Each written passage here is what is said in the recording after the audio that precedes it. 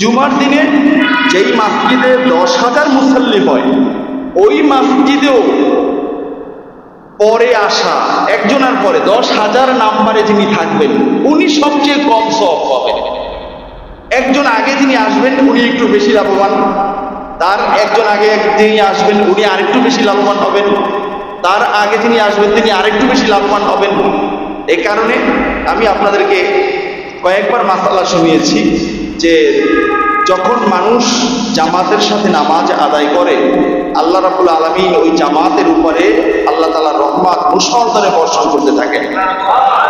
সর্বপ্রথম আল্লাহর আসমান থেকে রহমতটা আসেন ইমাম সাহেবের উপরে, এরপরে রহমতটা যায় পিছনে সোজা যিনি থাকেন তার উপরে।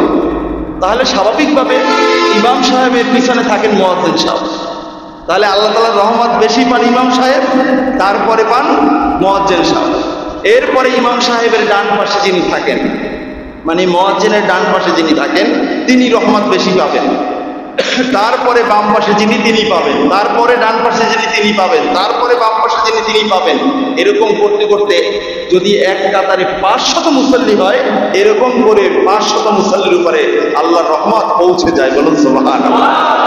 এরপরে দ্বিতীয় কাতার তা আবার ওই সিস্টেম, ইমাম সাহেবের পিছনে যিনি থাকবেন তিনি বেশি পাবেন, তারপরে ডান, তারপরে বাম, তারপরে ডান, তারপরে বাম, এরকম করতে করতে পুরো কাতার। আবার এখানে মনে করেন জায়গা খালি আছে, আপনি প্রথম কাতারে আসতে পারেন নাই বা ভিতরে ভরে গেছে, বারান্দায় জায়গা খালি আছে, আপনি চিন্তা করবেন আমি প্রথম কাতারে নামাজ পড়বো, আমি দোতলায় চলে যাই। না, ওই দোতলার হুকুম হলো এখানে আমাদের মসজিদে সম্ভবত 26 কাতার, ওই 26 কাতারের পরে 27 নম্বর কাতার হলো দোতলার প্রথম কাতার। এটা কিন্তু মনে রাখতে হবে, ওইটা কিন্তু প্রথম কাতার নয়, ওটা হলো পিছনের কাতারের পরের কাতার। দোতলার পিছনের কাতারের পরের কাতার হলো 3 তলার প্রথম কাতার। সুতরাং মাসআলা জেনে বুঝে যদি আপনি আমল করেন তাহলে আপনি লাভবান বেশি হবেন। অনেক ভাইদেরকে দেখা যায় জুমার দিনে আসেন আগে কিন্তু বসেন একেবারে কোনায় কোথাও। কি খেয়ালে বসেন? মাঝে মাঝে গাড়িও দেখা যাবে, মাঝে মধ্যে একটু বাতাসও পাওয়া যাবে, অনেক সময় বিদ্যুৎ চলে যায়, গরম আসে, এই গরমের মুহূর্তে একটু স্বস্তি লাগবে, এই সমস্ত চিন্তায়, অথবা আগে আগে যাবে, এই সমস্ত চিন্তায় তো পিছনে বসে, নাকি বলেন? কিন্তু না বলেন, আপনার উচিত হলো আপনি এসেই দেখবেন লাস্ট কাতারে কোথাও কোনো জায়গায় একটু খালি আছে কিনা যেখানে আপনি বসতে পারেন। এই অভ্যাসগুলো কিন্তু আরাবিয়ান কান্ট্রির মানুষের আছে। তারা এসে দেখে প্রথম কাতারে, সামনের কাতারে মানুষ খালি আছে কিনা, বসা যাবে কিনা। যদি বসা না যায়, দেখতেছে যে 3-4 জন আসন করে বসে আছেন, তো একজন ওখানে যখন দাঁড়াইবে তখন একজন অনায়াসে ওখানে ঢোকা যাবে, তখন ওই পিছন থেকে একজন আইসা ওই পিছনে আসন করে উনি বসে থাকে। যখনই একামত হবে তখন উনি সামনের কাতারে প্রবেশ করেন। কিন্তু বাংলাদেশের সিস্টেম হলো ভিন্ন, সামনের কাতারে খালি থাকবে সভাপতি, সেক্রেটারি, অমুক তমুক, সব অমুকের জন্য। এগুলো আসবে শেষে, বসবে প্রথমে, সবাই উপরে জুলুম করে সামনে চলে আসে, ঠিক কিনা বলে? জুলুম বাহিরে সমাজেও করে আর নামাজেও করে, নামাজে করে মুসল্লিদের উপরে, সমাজে করে পাবলিকের উপরে। আছে না এমন পাবলিক? এই কারণে আমি অনেকবার বলছি যে আমার এই মসজিদের সামনের কাতারে কখনো খালি রাখবেন, সামনে এসে বসে যাবেন। হ্যাঁ, মুয়াজ্জিনকে আবার ভাগাই দেন না, মুয়াজ্জিন এখানে থাকে আমার কাজের সুবিধার্থে, তার কাজের সুবিধার্থে, কিন্তু সময় মতো তো সেখানে যায়, ঠিক কিনা বলেন? এই জন্য সামনের কাতারগুলো, এই সামনে অনেক জায়গা খালি থাকে, ওই পিছনে ওদিকে বসে, কাজ এত চাপ দিয়ে বসে, ওখানে একজন একজনের কষ্ট হয়। কিয়ামতের ময়দানে মনে করবেন এখান থেকেই জান্নাতে নেওয়া শুরু হবে। তাহলে জান্নাতে নেওয়া শুরু হলে আগে যাবে যারা প্রথমে থাকবে তারা, আর পরে যাবে পিছনে থাকবে যারা তারা, ঠিক কিনা বলেন? আবার হাদিসে এটা কিন্তু নিষেধ আছে, কিছু মানুষ আছে জায়গা থাকুক আর না থাকুক ঘাড় টপকায় টপকায় সামনে চলে আসে, এরকম আছে না? এটা কিন্তু অনুচিত, এটা কিন্তু মারাত্মক অপরাধ, আপনি সেটা পারবেন না।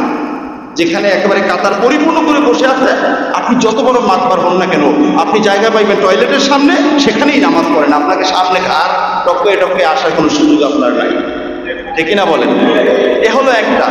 আবার সামনে আসলেন আল্লাহর রহমত বরকত নেওয়ার জন্য, ফরজ শেষ, বরকতপূর্ণ সময়ও শেষ, আপনার রহমত নেওয়াও শেষ, বাকি সুন্নাত আর লাগবে না, এখন করে দৌড়। আছে না এরকম? এটা পারবেন না। ফিকহি কিতাবে আসছে, ফিকহি মাসালা, মানুষ যদি জানতো একজন নামাজের সামনে দিয়ে অতিক্রম করলে কি গুনাহ হয়, তাহলে সে 40 পর্যন্ত অপেক্ষা করত। এখন এই 40টা কি, এটা নিয়ে হলো ফুকাহায়ে কেরামদের কাছে ইখতিলাফ। কেউ কেউ বলছেন 40 দিন, যে একজন মানুষ পিছনে নামাজ পড়তেছে, এত বড় কেরাত পড়তেছেন, উনি রুকু করেন সাজদা করেন, কিন্তু ওনার 40 দিন লাগবে নামাজ পড়তে। এরকম লাগবে না, কিন্তু ভয়াবহতা বোঝাতে মূলত এগুলো বলা হয়েছে। ওই 40 দিন পর্যন্ত বান্দার সামনে অপেক্ষা করতে, যে উনি তো নামাজ শেষ করেন, আমি যাবো কিভাবে, উনি নামাজ দিয়ে আমাকে আটকিয়ে ফেলছেন।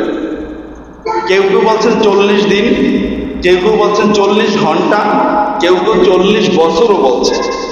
তাহলে আপনি চিন্তা করেন, নামাজের সামনে দিয়ে পথ অতিক্রম করার কোনো সুযোগ আছে? কোনো সুযোগ নাই। কিন্তু আমাদের সমাজে মসজিদে এগুলো অ্যাভেলেবেল হয়, নামাজের সামনে দিয়ে চলে যায়, আগে আগে বের হয়ে চলে যায়। আপনি কই যান? আপনি পিছনে একজন নামাজ পড়ে মাত্র 5 মিনিটের ভিতরে হয়তো বা সর্বোচ্চ তার সালাম ফিরানো হয়ে যাবে। আপনি 5 মিনিট বসেন, আপনি একটু তাসবিহ তাহলিল পড়েন, দরুদ শরীফ পড়েন, এটা আপনার পরকালে কাজে লাগবে। কিন্তু আপনি 5 মিনিট আগে বাইরে গিয়া আপনি কি করবেন? আপনার কি কাজ? এত বড় ক্ষতি কি হয়ে যায় বন্ধুরা আমার? কিন্তু আমাদের সমাজ ব্যবস্থাটাও এমন হয়ে গেছে যে 5 মিনিটও অনেক বড় ক্ষতি করে ফেলে। যেমন অনেক সময় অফিসে 5 মিনিট পরে ঢুকলে অনেক গালিগালাজ করে, আছে না? আপনি আল্লাহর কাছে দোয়া করবেন যে আল্লাহ এই জালেমের খপ্পর থেকে আপনি আমাকে বাঁচান। এমন একটা অফিসে চাকরি নেবেন যে চাকরি যেখানে সাপ্তাহিক ছুটির দিন থাকবে শুক্রবার। অবাক লাগে, অনেক মিল ফ্যাক্টরিতে সাপ্তাহিক ছুটির দিন শুক্রবার ছাড়া অন্য দিনে থাকে।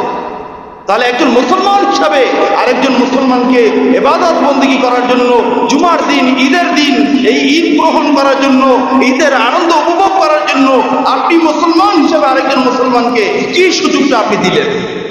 এই ধরনের আচরণ, এটা আল্লাহ রাব্বুল আলামিন সহ্য করবেন না। এই ধরনের ব্যবসা বাণিজ্যে আল্লাহ তাআলা বরকত দিবেন না। যদিও আপনি দেখতে পান যে আপনার কোটি কোটি টাকা আসছে, কিন্তু একটু চক্ষু বন্ধ করে দেখেন, আপনার মনের মাঝে কিন্তু 1 পয়সার শান্তিও নাই। ঠিক কিনা বলেন? এমন মানুষ আছে না বন্ধুরা আমার? এই জন্য আমি অনেককেই পরামর্শ দিচ্ছি, যারা অনেকে কষ্ট পায়, জুমার দিনে আলোচনা শুনতে পারেন না, বাধ্য হয়ে অন্য জায়গায় যেতে হয়, অন্য জায়গায় তাড়াতাড়ি নামাজ শেষ হয়ে যায়, চলে যায়। আমি তাদেরকে বলছি, অনেকে আবার বলছে এসে যে হুজুর আমি এই ভেজাল থেকে বাঁচছি, আমার শুক্রবার সাপ্তাহিক ছুটি, এখন যতক্ষণ লাগে আমি থাকতে পারবো ইনশাআল্লাহ। এই জন্য কর্মজীবনে, ব্যক্তিগত জীবনে ভালো একজন স্ত্রী পাওয়া, এটা আল্লাহ তাআলার একজন নিয়ামত, একটা অন্যতম নিয়ামত। ব্যক্তিগত জীবনে, পার্সোনাল জীবনে ভালো একটা কর্মক্ষেত্র পাওয়া, এটাও আল্লাহ তাআলার একটা বড় নিয়ামত। বলুন না সুবহানাল্লাহ। এজন্য যার বউ খারাপ, সে বউ নিয়ে জাহান্নামের শাস্তিতে ঘরের ভিতরে বসবাস করে। আর যার কর্মক্ষেত্র খারাপ, সে ওই খারাপিয়াতের কারণে সে ওটাকে জাহান্নামের শাস্তির মতো সে তিলে তিলে দগ্ধ হতে থাকে, কিন্তু কারো কাছে বলতে পারে না। কারণ যারা দগ্ধ করে তারা হলো বস, তারা কোটি কোটি টাকার মালিক। তাদেরকে কোনো মাসআলা, ইসলামের কথা কোনো বললে তাদের কোনো সফট কর্নার বলতে কিচ্ছু থাকে না। এরকম আছে না? এই জন্য আল্লাহর কাছে বলবো আমরা, আল্লাহ তাআলা আমাদেরকে তৌফিক দান করবেন, আমরা এই জায়গা থেকে বের হয়ে আমরা এমন একটা জায়গা পাবো যেখানে গেলে আমার দ্বীন, ধর্ম, ইসলাম, ঈমান সবকিছু আমার পরিপূর্ণভাবে আমি রাখতে পারবো ইনশাআল্লাহ।